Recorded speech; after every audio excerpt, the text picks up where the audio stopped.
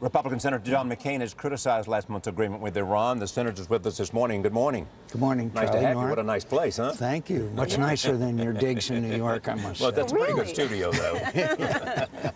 Let me begin with Iran. You heard what the Prime Minister of Israel said yesterday. He said, look, we prepare to use force if necessary, but negotiations and diplomacy be allowed to work.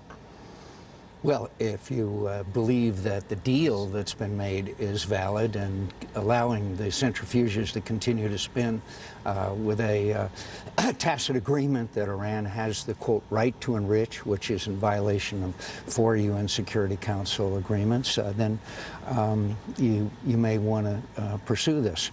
And we will. When I say we, the critics will say that after 6 months is elapsed, if there's no deal, then we think increased sanctions are the most effective way to bring Iran around. But the right to enrich, a country that has cheated and lied throughout this whole process, and not say that they are prohibited from the right to enrich is a serious mistake, in my view. Could I just add one other comment?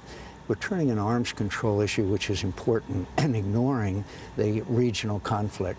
Iran's client, 5,000 Hezbollah, are killing Syrians as we speak. Iranian arms are flowing into Syria. Iranian Revolutionary Guard is in Syria killing Syrians. We do nothing about that. Nothing. What about the news over the weekend that Iran is allowing inspectors into this nuclear plant? That's a significant development. Yes, and they have let inspectors in plants in the past while other plants are being built and tunnels are being dug into mountains. Look, don't trust but verify, and the agreement is there. Isn't that what inspections are about, verify? Pardon me? Isn't that what inspections are about, verify? Yes, and they have cheated and lied for the last 20 years. Can you believe there's a different issue. administration, and therefore they're If you not believe, necessary?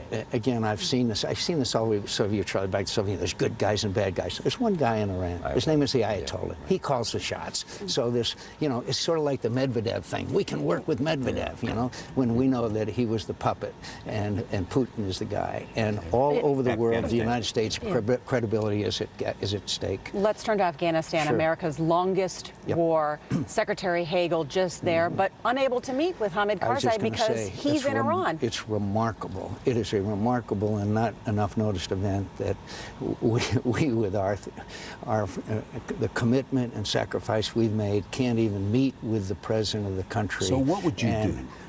I would do what they are doing now, and that's saying, look, if you don't give a deal, we're going to have to leave. But that's a huge setback for the United States of America. It not only hurts Afghanistan, but we still haven't told the Congress and the Afghans how many troops we want to leave behind and doing what. That's a replay of what happened when we got out of Iraq by not giving them a number of troops. In fact, it got down so little number that it was ridiculous.